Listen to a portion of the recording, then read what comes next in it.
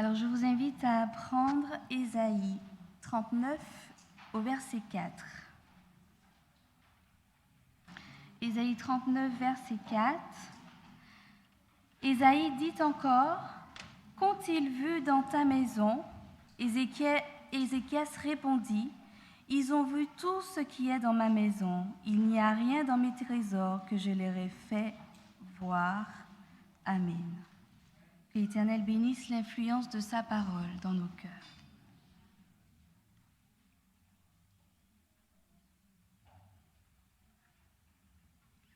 Frères et sœurs, bonjour.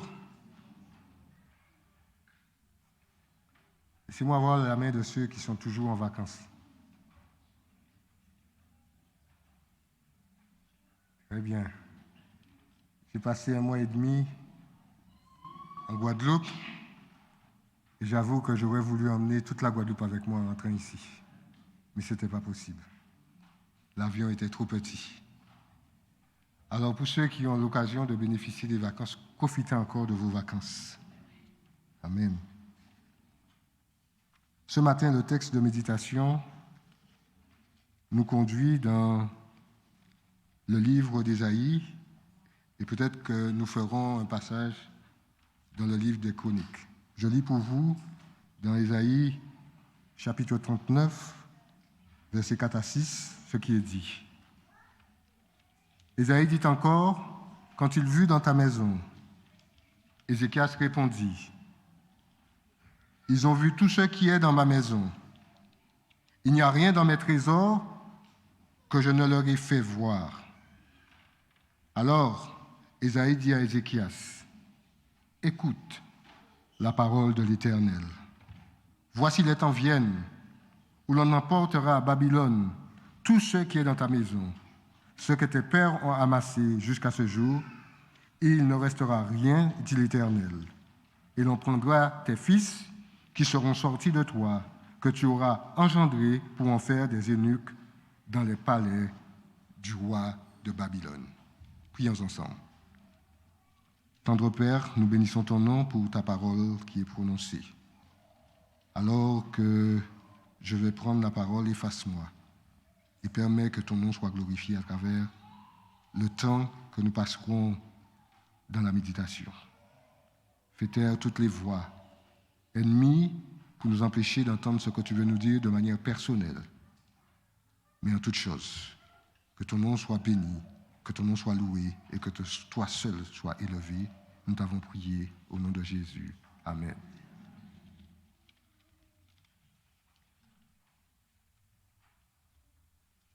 Dans la méditation de ce matin, nous sommes avec le 13e roi de Juda, Ézéchias, le fils d'Akaz. Et avec cette question: qu'ont-ils vu dans ta maison? Et aussi avec la réponse d'Ézéchias: ils ont vu tout ce qui est dans ma maison. Il n'y a rien dans mes trésors que je ne leur ai fait voir. La vie d'Ézéchias est marquée par à peu près 4 grands événements. Premier événement, c'est la crise du choix. Son père Akaz avait installé des idoles. Et lorsque Ézéchias devient roi, nous lisons dans 2 Rois 18, si vous voulez prendre avec moi, 2 Rois 18,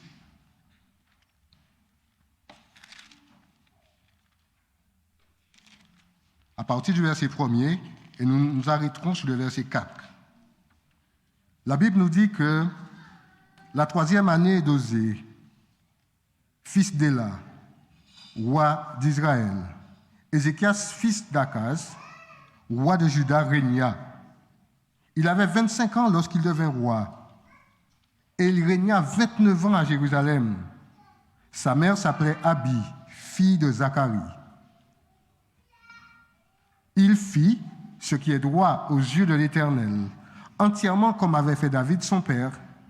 Il fit disparaître les hauts lieux, brisa les statues, abattit les idoles et mit en pièces les serpents d'airain, comme Moïse avait fait car les enfants d'Israël avaient jusqu'alors brûlé des parfums devant lui. On l'appelait Nehushtan, ce qui signifie morceau d'airain.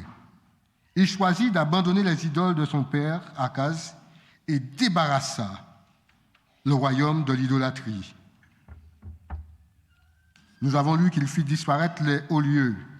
La deuxième crise que vécut, le deuxième grand événement que vécut Akaz, Ézéchias, nous le trouvons dans 2 Chroniques 32. C'est l'histoire de l'invasion. Vous vous rappelez que Sanchérib était venu et il avait fait tout un palabre pour dire à Ézéchias, qui est ce Dieu que tu sers? Nous avons fait ceci, nous avons abattu ces rois, nous avons abattu ces chefs. Qui est ce Dieu que tu sers? Il pria Dieu et fut délivré. Et rappelons-nous que dans cette grande crise, lorsque la bataille se termina, la Bible nous informe que 185 000 Assyriens sont morts ce jour-là. Dieu a donné gloire à Ézéchias. La troisième grande crise d'Ézéchias, à votre avis, c'est quoi? J'ai cru entendre. Je n'ai pas entendu. Sa maladie. Ézéchias tombe malade. Dieu lui dit, tu vas mourir. Et qu'est-ce qu'il fait? Il dit, Ézéchias, il dit, bon, Dieu, écoute-moi. J'ai déjà fait. J'ai été fidèle à toi. J'ai obéi. J'ai marché comme tu voulais que je marche. Mais je n'ai pas encore envie de mourir. Et Dieu lui rajouta, combien d'années? 15 ans. Et nous avons toute cette démonstration avec l'horloge où il a demandé, au lieu que ça avance, que ça recule. Dieu a magnifié sa gloire dans la guérison d'Ézéchias. Ésaïe 38, verset 3, Ô Éternel, souviens-toi que j'ai marché devant ta face avec fidélité, intégrité de cœur, et que j'ai fait tout ce qui est bien à tes yeux. Ézéchias répandit d'abondantes larmes. Quatrième événement, c'est la crise de la prospérité. Quelle est cette crise?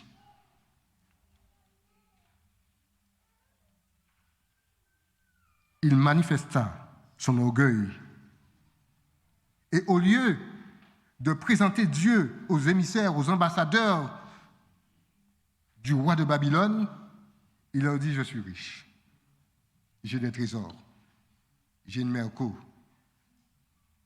garée dans la maison. Mes chaises sont en or.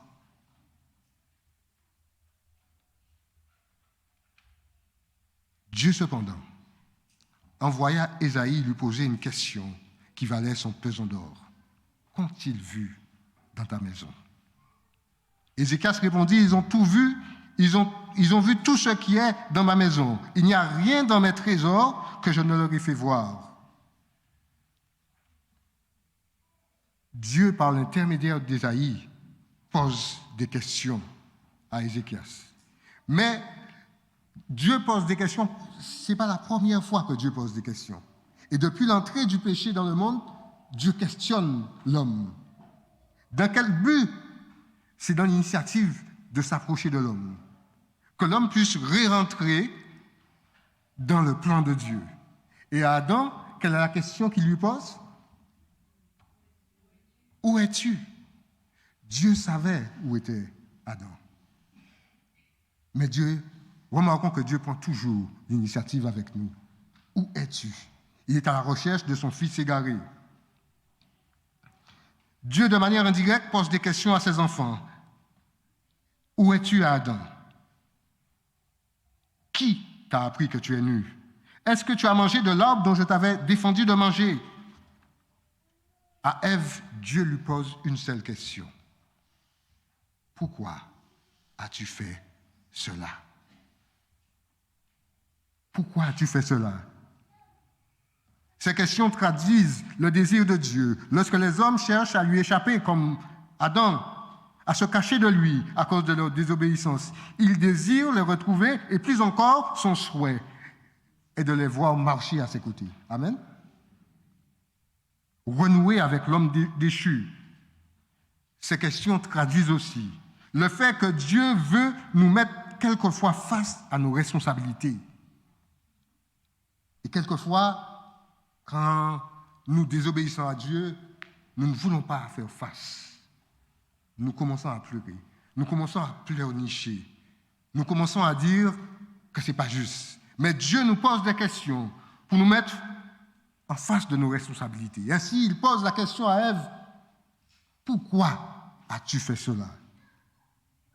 Et les récits bibliques sont remplis de circonstances où Dieu pose des questions aux humains, interroge ses enfants. Et Agar, qui fuit sa maîtresse, qui la maltraite, Dieu dit, d'où viens-tu et où vas-tu?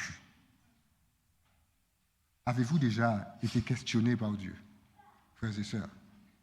Dieu vous a-t-il déjà posé ce genre de questions? Ou dans les entrevues, ou lorsque vous lisez la parole, Dieu vous a-t-il déjà parlé? Vous sentez-vous questionné par Dieu? À Job, Dieu dit, l'Éternel répondit à Job du milieu de la tempête et dit, qui est celui? Qui est celui qui obscurcit mes desseins par des discours sans intelligence? Et Dieu lui dit, Saint terrain, comme un vaillant homme, je t'interrogerai et tu m'instruiras.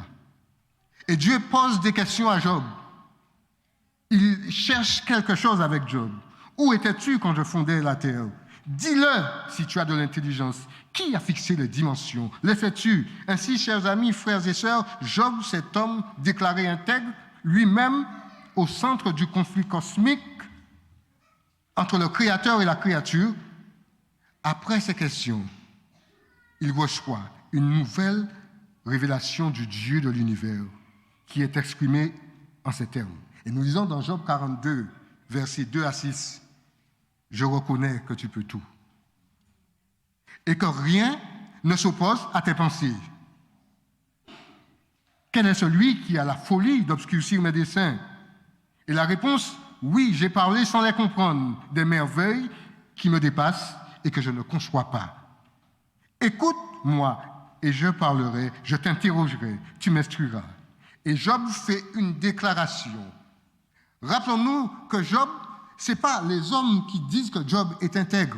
Ce n'est pas les hommes qui disent que Job est bon. C'est Dieu qui déclare Job intègre et bon. Mais Job avait besoin de monter plus haut, de comprendre quelque chose d'autre.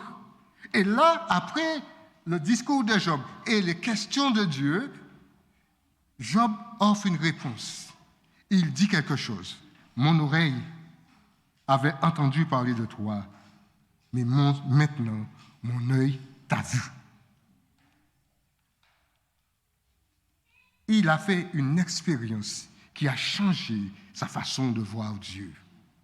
Il a fait une vision. Et quelquefois, quand Dieu nous interroge, quand Dieu nous questionne, quand Dieu, dans le creuset, nous pose des questions, c'est pour que nous puissions grandir et le voir véritablement tel qu'il est. Le Dieu de l'univers. Mon oreille avait entendu parler de toi, mais maintenant mon œil t'a vu. C'est pourquoi je me condamne, je me répands sous la poussière et sous la cendre. Et Job, qui était déjà un homme intègre, qui avait déjà, il rentre encore dans une attitude de profonde humiliation. Il reconnaît qui il est.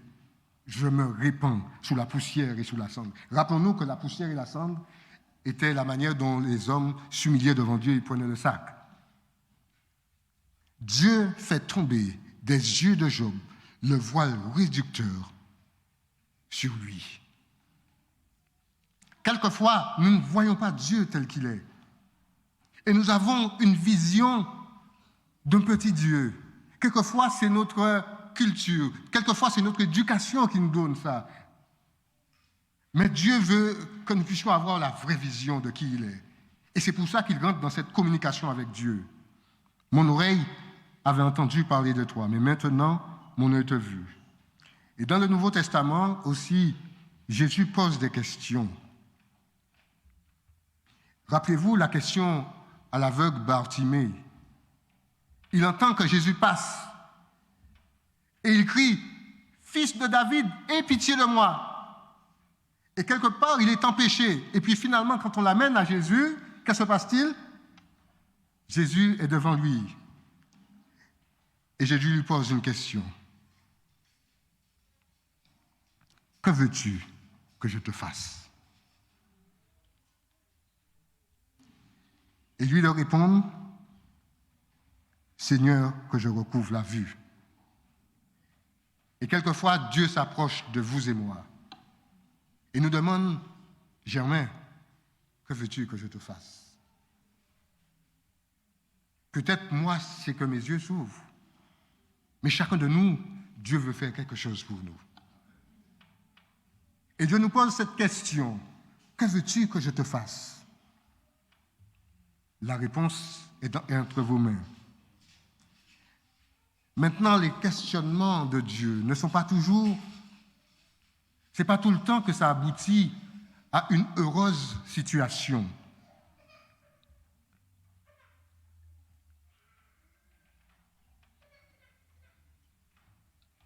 Et là, nous pensons à l'affaire d'Ananias et de Saphira. Rappelons-nous que Ananias et Saphira avaient fait une, comment dirais-je, ils avaient donné leur mot. Le thème me reviendra tout à l'heure. Et dans Acte 5, verset 3, Pierre lui pose à Ananias une question. Ananias, pourquoi Satan a-t-il rempli ton cœur au point que tu mentes au Saint-Esprit et que tu aies retenu une partie du prix du champ? S'il n'eût pas été vendu, ne te restait-il pas? Et après qu'il ait été vendu, le prix n'était-il pas à ta disposition? Comment as-tu pu mettre dans ton cœur un pareil dessein? Ce n'est pas à des hommes que tu as menti, mais à Dieu. Ananias, entendant ces paroles, tomba et expira. Une grande crainte saisit tous les auditeurs. Une question sentencieuse, suivie de la mort d'Ananias. Rappelons-nous aussi de cette femme qui avait une perte de sang depuis 12 années. Et remplie de foi, elle se dit, si je puis m'approcher de lui,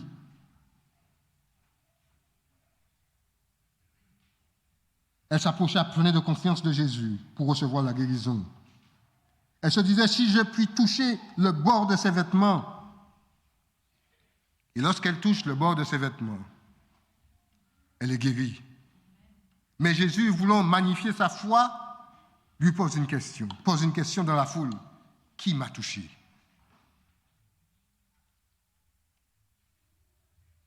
Dieu veut nous toucher, vous et moi. Dieu veut que nous le touchions et que nous soyons guéris. Dieu veut que nous le touchions et que nous soyons guéris de nos maladies. Et nous pouvons délibérément nous approcher de lui comme cette femme qui était malade et toucher Dieu et recevoir la guérison. Les hommes aussi posent des questions. Lorsque nous travaillons, on nous demande qui nous sommes, d'où nous venons. Quelquefois, ce sont des questions curieuses qui vont dans notre intimité, mais ce n'est pas pour les mêmes raisons. Cependant, il y a quelqu'une qui m'a posé une question une fois. Elle m'a posé une question qui ne m'a pas laissé indifférent. Elle m'a dit, Germain, qui es-tu? Et je lui ai dit qui je suis. Et ça fait 13 ans que nous sommes ensemble, que nous sommes mariés. Elle est là. Elle m'a posé une question. Et des fois, on nous pose des questions. Elle m'a posé cette question capitale. Certainement, elle voulait savoir qui j'étais. Elle a su. Aujourd'hui, elle me pose d'autres questions. Mais là, c'est une autre question. Si nous revenons au texte d'Ésaïe 39, verset 1 à 8, les commentateurs de l'histoire biblique disent qu'à cette époque, ce sont les Assyriens qui dominaient et le roi de Babylone qui veut se libérer de cette domination. Ainsi, la visite du roi de Babylone à Jérusalem avait évidemment pour but de rechercher une alliance politique avec Juda. Par sa réaction au présent et à la flatterie, Ézéchias fait preuve d'une présomption stupide et d'un réel manque de foi. Dieu avait déjà fait des choses pour lui. Il revenait d'une guérison miraculeuse. Cependant, quand ses rois viennent le voir pour lui, au lieu de magnifier Dieu, de présenter l'autel de Dieu dans sa maison, il présente ses richesses. Et quelquefois, quand on nous visite chez nous, quand on nous visite dans nos maisons, qu'est-ce que nous présentons?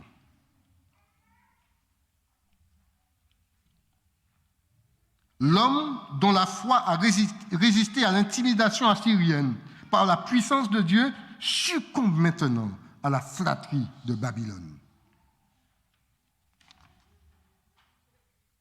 Peut-être veut-il compter sur lui pour jouer un rôle dans le plan de Babylone dont l'objectif est de renverser la Syrie du pouvoir. Au lieu de cela, il donna son allégeance à celui qui même allait être l'instrument de sa déportation.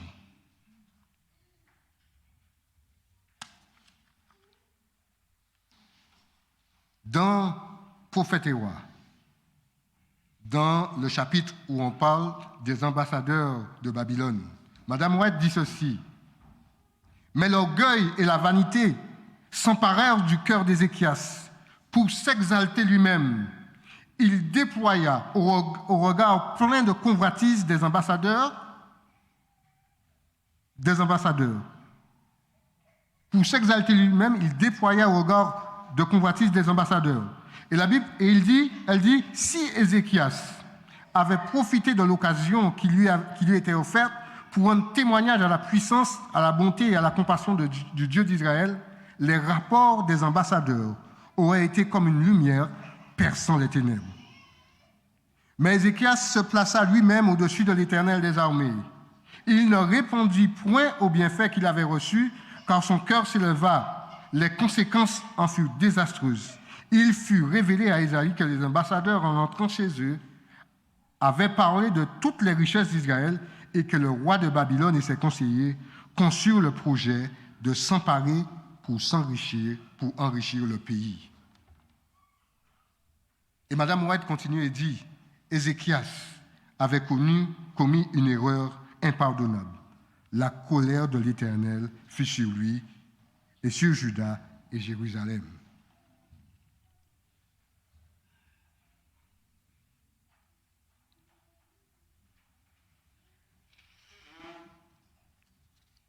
Rappelons-nous une chose.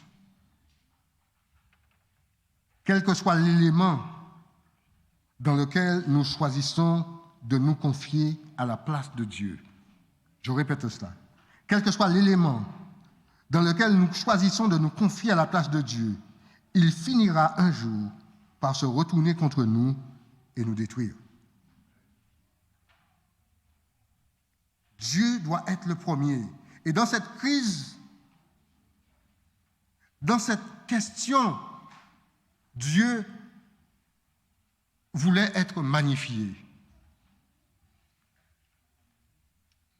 Et dans 2 Chroniques 31, juste un petit aparté, la Bible déclare « Cependant, lorsque les chefs de Babylone envoyèrent des messagers auprès de lui pour s'informer du prodige qui avait eu lieu dans le pays, Dieu l'abandonna pour l'éprouver afin de connaître tout ce qui était dans son cœur. Et la Bible nous dit que c'est du cœur que viennent les adultères et toutes les mauvaises choses. Dieu voulait savoir qu'est-ce qui était dans son cœur.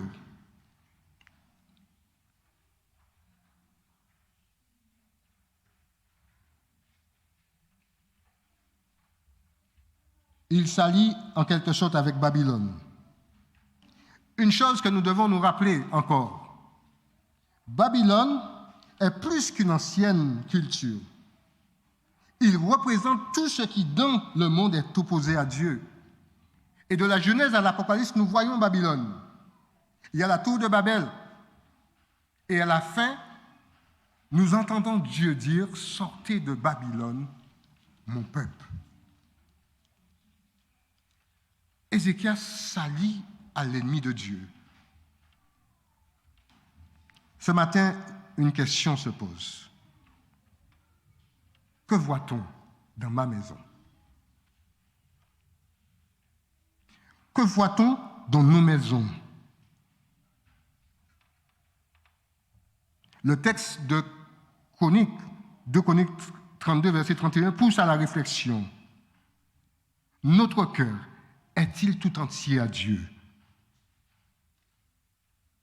Car ce que l'on voit dans ta maison indique la place de Dieu dans ton cœur. Trouve-t-on un autel dans ta maison où il est écrit sainteté à l'Éternel?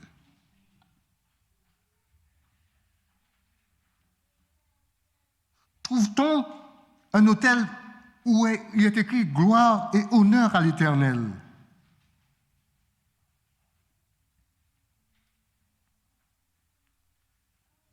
L'histoire d'Ézéchias ce matin nous invite à nous interroger sur nous-mêmes.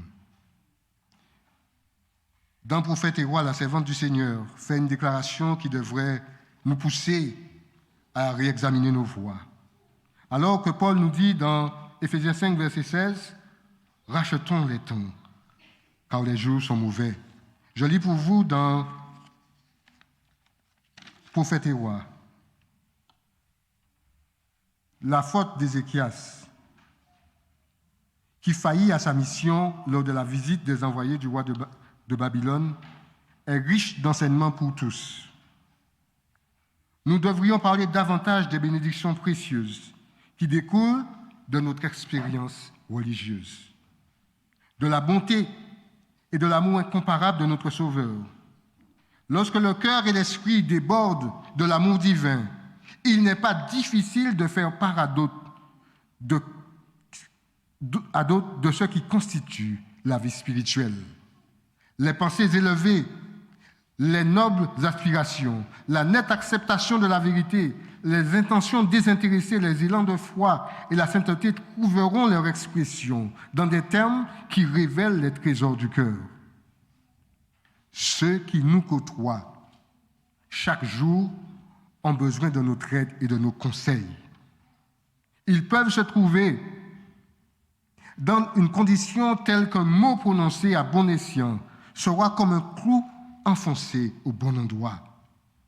Demain, ces personnes seront peut-être dans des lieux où il nous sera impossible de les atteindre. Quelle aura été notre influence sur ces compagnons de route? Chaque jour comporte pour nous un certain nombre de responsabilités. Chaque jour, nos paroles et nos actes font impression sur ceux qui nous entourent.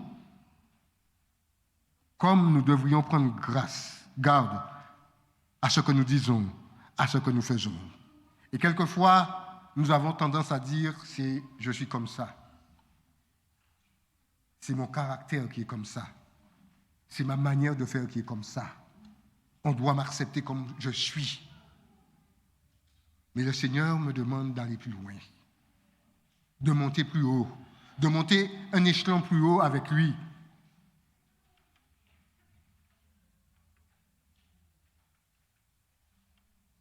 Madame White continue et dit, un geste inconséquent, un pas imprudent et les vagues déchaînées d'une insurmontable tentation peuvent entraîner une âme dans le mauvais sentier.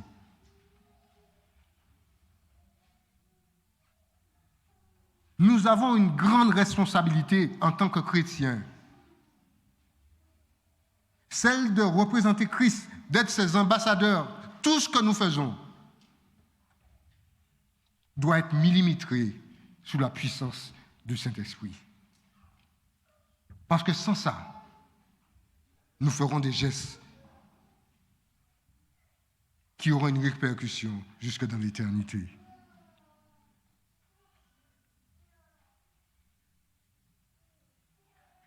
Nous ne pouvons plus ôter de l'esprit les pensées que nous y avons implantées.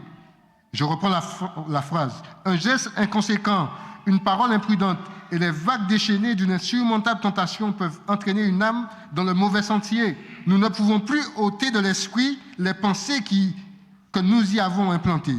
Et si ces dernières ont été mauvaises, nous avons déclenché par un concours de circonstances la marée du mal qui n'est pas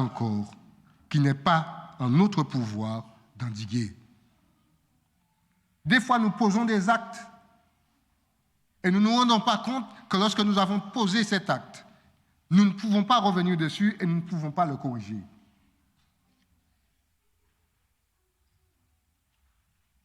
Quelquefois, nous ne réfléchissons pas ou nous disons « c'est pas grave ».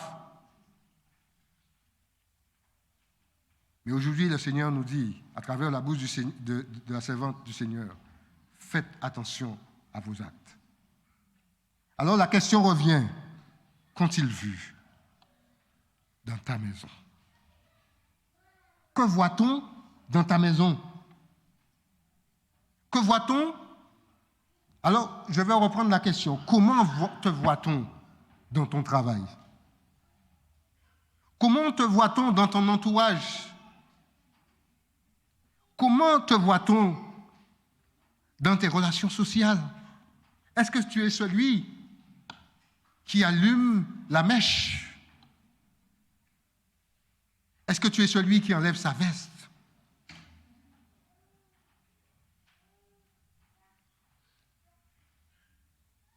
Qu'ont-ils vu dans ta maison?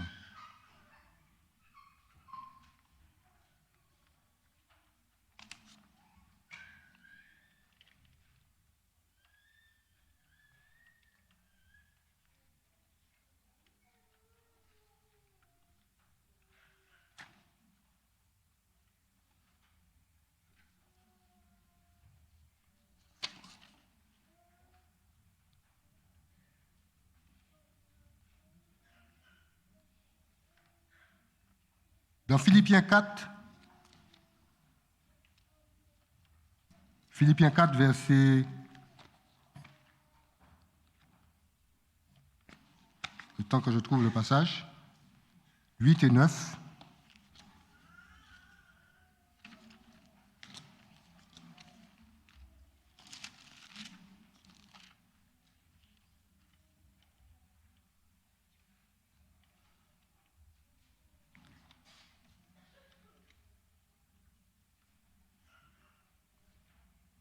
Paul nous dit, au reste frères, que tout ce qui est vrai, que tout ce qui est honorable, tout ce qui est juste, tout ce qui est pur, tout ce qui est aimable, tout ce qui mérite l'approbation, ce qui est vertueux, ce qui est digne de louange soit l'objet de vos pensées. Ce que vous avez appris, reçu et entendu de moi, et ce que vous avez vu de moi, pratiquez-le, et la paix de Dieu sera avec vous. Ce qui est intéressant de ce passage, Paul écrit sous la puissance du Saint-Esprit.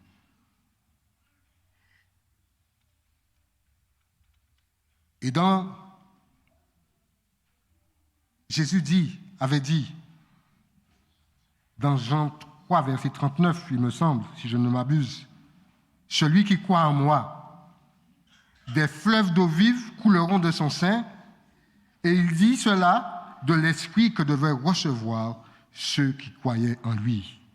Ainsi, Paul avait reçu le Saint-Esprit. Il pouvait dire « Imitez-moi ». Ainsi, bien-aimés, Dieu nous met en contact avec des hommes et des femmes qui ont besoin d'eau vive, qui ont besoin de consolation, qui ont besoin d'aide. Dieu ne va pas chercher quelqu'un d'autre. Dieu me cherche moi, mais Dieu me donne le moyen. Celui qui croit en moi, des fleuves d'eau vive couleront de son sein. Il disait de cela de ceux qui allaient recevoir le Saint-Esprit. Que voit-on dans ta maison, mon frère? Que voit-on dans ta maison, ma sœur? Ainsi, peu importe notre déficience, peu importe nos incapacités spirituelles, si nous faisons confiance à Dieu, par l'Esprit, Dieu nous restaure spirituellement et nous qualifie. Dieu est celui qui nous appelle et qui nous qualifie. Nous n'avons rien à perdre. L'apôtre Paul a eu l'occasion de dire à Timothée des paroles qui devraient nous aider en ce matin. Nous lisons dans 2 Timothée 1. 1 Timothée 1 plutôt, versets 6 à 8. 1 Timothée 1, versets 6 à 8. 2 Timothée 1, pardonnez-moi. 2 Timothée 1, versets 6 à 8. Timothée est son enfant bien-aimé. Il dit, au verset 6, « C'est pourquoi je t'exhorte de ranimer le don que tu as reçu par l'imposition des mains. » Et il dit, car ce n'est pas un esprit de timidité que Dieu nous a donné, mais un esprit de force, d'amour et de sagesse. Quelque chose dont ce monde manque terriblement.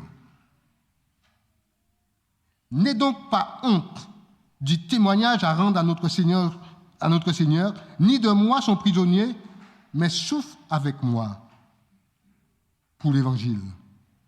Par la puissance de Dieu qui nous a sauvés et nous a adressé une sainte vocation, non à cause de nos œuvres, mais selon son propre dessein et selon la grâce qui nous a été donnée en Jésus-Christ avant les temps éternels.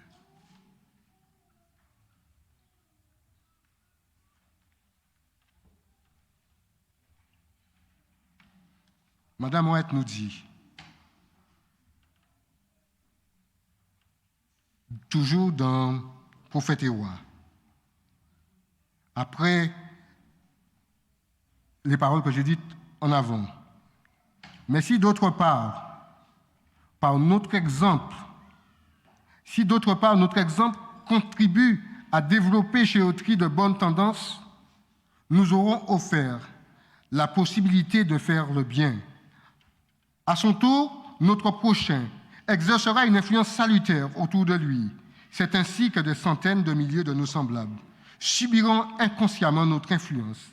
Le vrai disciple de Christ affermit les bonnes intentions de ceux qu'il côtoie. En présence d'un monde incrédule et pervers, il révèle la puissance de la grâce de Dieu et la perfection de son caractère. Ce matin, Dieu nous appelle. Dieu nous appelle à nous examiner. Et si, lorsque nous faisons cet examen, nous nous rendons compte que l'autel de Dieu n'est pas posé convenablement dans nos demeures, si nous nous rendons compte que quand on rentre dans nos maisons, si quand nous sondons notre cœur, nous nous rendons compte que là, il y a quelque chose, Dieu nous invite à nous abandonner à lui. Dieu nous invite à faire un pas avec lui. Ce matin, laissez-moi voir la main de ceux qui voudraient se faire ce pas avec Dieu ou qui ont déjà fait ce pas avec Dieu. Laissez-moi voir la main de ceux qui voudraient faire ce pas avec Dieu. Ceux qui n'ont pas encore fait n'ont pas besoin de lever la main. Que Dieu soit loué. Que Dieu vous bénisse et bon sabbat à tous.